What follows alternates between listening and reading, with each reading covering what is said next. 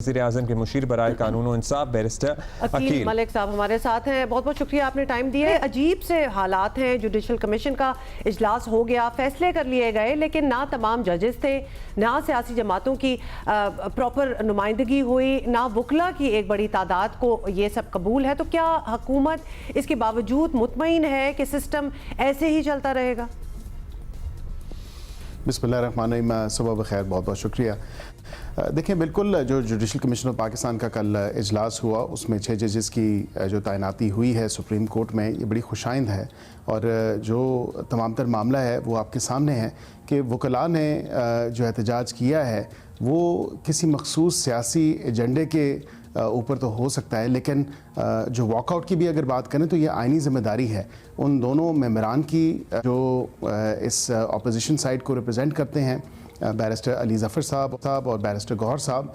लेकिन उसके साथ साथ वो जज साहिबान भी जो दोनों जज साहिबान इसका हिस्सा नहीं बने, तो ये उनकी आइनी ज़िम्मेदारी थी। जुडिशल कमीशन ऑफ पाकिस्तान की जो प्रोसीडिंग्स हैं वो एक कॉन्स्टिट्यूशनल प्रोसीडिंग्स हैं।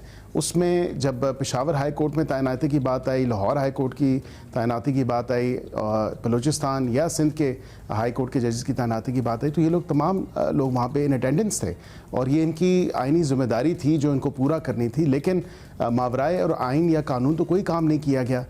इसी तरह जो बोन ऑफ कंटेंशन थी या जिस पे बात पे एतराज़ किया जा रहा था, जिस बात से एतराज़ किया जा रहा था कि लाहौर हाई कोर्ट के किसी जज को कंसिडर ना किया जाए, तो वो ऑल टुगेदर ही कंसिडर नहीं हुए कोई भी जज साहिबान। और इसी तरह इस्लामाबाद हाई कोर्ट्स जो रिसेंटली ट्रांसफ़र्ड हुए हैं जज साहब, उनको भी नहीं किया गया। तो इशू तो मुझे समझ नहीं आता कि फिर क्या था कि ये बॉयकॉट क्यों किया गया इन लोगों की तरफ से।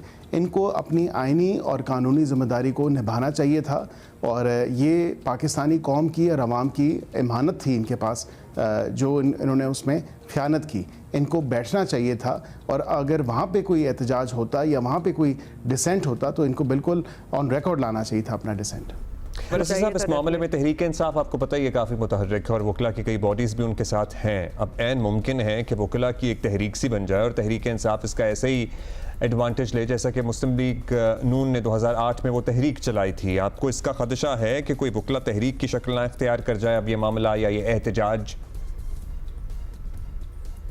देखिए, इस बात से कोई खदशा नहीं है। और जो वकला तहरीक का जो मिसाल जो दी जाती है वो 2007 से 2009 की जो एक सिविल मूवमेंट थी या सोशल मूवमेंट थी, उस हवाले से वो एक आमिर के ख़िलाफ़ थी, वो एक मिलिट्री डिक्टेटर के ख़िलाफ़ थी और वो पीसीओ जजेस वाला तमाम तर जो मामला था उस हवाले से थी। यहाँ पे तो 26वीं आइनी तरमीम है और आइन में तरमीम करना, कानून साजी करना, ये पार्लियामान का हक है।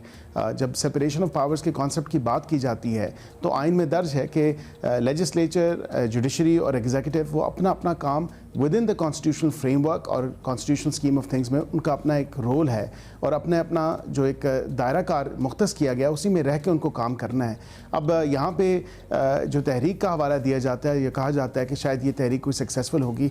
एक तो बहुत थोड़ी तादाद में वकला निकले और वही वकला निकले जो एक मखसूस सियासी जमात के लॉयर विंग से ताल्लुक़ रखते थे, दीगर वकला इसका हिस्सा नहीं बने।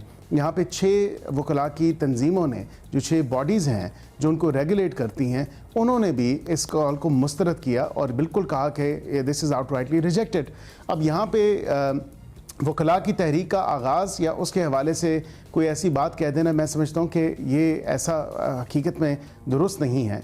जो बाकी तहरीक इन्होंने एक पॉलिटिकल पार्टी के लॉयर विंग होने के नाते से चलाया है, वो मामला तो अवाम और कौम के सामने है और उस पर पूरे एहतजाज को मौखर भी कर दिया, तो वो तो किसी साइड पे ना जा सका। लेकिन जुडिशल कमीशन ऑफ पाकिस्तान का भी इजलास हुआ और जजेस भी तैनात हो गए। अच्छा, ये भी बताइएगा, जो हालात बन रहे हैं, IMF का वक्त भी देख रहा होगा ये सब कुछ, तो इस बार वो जुडिशल इश्यूज़ पर नज़र रखने की नीयत से ही आए हैं। तो क्या ये खदशा महसूस होता है कि 26वीं तरमीम के चक्कर में IMF प्रोग्राम ही दाव पर ना लग जाए? मतलब कुछ भी हो सकता है, तो ये भी टेंशन है थोड़ी सी आप लोगों को? नहीं, ऐसा बिल्कुल भी नहीं है और ये पिछले साल सितंबर में आना था। गवर्नेंस और करप्शन के हवाले से ये एक मिशन, टेक्निकल मिशन जो है वो आया हुआ है। ये इकोनॉमिक फ्रंट पे या फाइनेंशियल फ्रंट पे तो ज़रूर इसने देखनी होती हैं चीज़ें, लेकिन रूल ऑफ लॉ और ये दीगर चीज़ें भी ये कंसिडर करते हैं और ज़ेर गौर ज़ेर बहस आती हैं। इसके अलावा 19 मुख्तलिफ मिनिस्ट्रीज़ और डिपार्टमेंट्स जो गवर्नमेंट के हैं उनसे इन्होंने मुलाकात करनी है, बाशमुल नैब।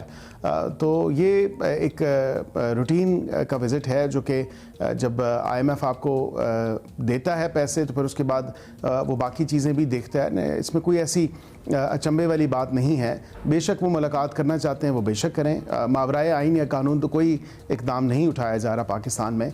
जो कुछ भी है किसी को शायद पसंद आए या ना आए, वो बिल्कुल आइन और कानून के मुताबिक ही हुआ जा रहा है। अब इन मसाइल का क्या हल है बैरिस्टर साहब? जजेस की तकसीम तो खैर जो है वो है, लेकिन वकला सियासी जमातों को राज़ी रखना बहरहाल हुकूमत का ही काम है, लेकिन अपेरेंटली यू नॉट इंटरेस्टेड। ऐसे ही चलता रहेगा, चलता भी रह सकता है ऐसे? क्या हाल है इस मसले का? देखिए, नहीं, हुकूमत ने तो हत्तुल इम्कान कोशिश की, मशकी मुज़ाकरात के हवाले से आपने भी देखा 10 माह से हमने पेशकश भी की, 3 मुलाकातें भी हुई, चौथी नशिस्त नहीं हो सकी। वो PTI और अपोजिशन जो कमेटी थी वो बज़िद थी कि हमने किसी भी मुज़ाकराती अमल का हिस्सा नहीं बनना। तो हमारी एंड से तो मुज़ाकरात ख़त्म नहीं हुए, हम तो बैठे और 45 मिनट बैठ के वेट भी किया, लेकिन चौथी नशिस्त में अपोजिशन कमेटी के अरकान नहीं आ सके। यहाँ पे दीगर अगर आपने वकला की बात की तो वकला की, जिस तरह मैंने अर्ज़ किया, उनकी 6 तंजीमों ने बाशमूल सुप्रीम कोर्ट बार एसोसिएशन, बाशमूल पाकिस्तान बार काउंसिल, दीगर जो बार एसोसिएशन और बार काउंसिल्स हैं, उन्होंने तो वेलकम किया इस पूरे प्रोसेस को कि जजेस की एलिवेशन सुप्रीम कोर्ट में जो हो रही है, इस ये अच्छा खैर मकदम जो इकदाम है हुकूमत का और जुडिशल कमीशन ऑफ पाकिस्तान का। अब यहाँ पे अगर किसी एक ग्रुप ऑफ लॉयर्स को जो मैं समझता हूँ कि एक मखसूस सियासी जमात की नुमाइंदगी कर रहे हैं, अगर उनको नहीं पसंद आता तो उससे तो बात नहीं की जा सकती, या उनको क्या इंगेज किया जाए जब उनकी बॉडीज़ जो हैं, सुप्रीम कोर्ट बार एसोसिएशन हो गई, पाकिस्तान बार काउंसिल हो गई या दीगर बॉडीज़ हैं, वो इस पूरी कॉल को मुस्तरद कर चुकी हैं और वो कहती हैं कि हमारा ऐसे कोई सरोकार नहीं है।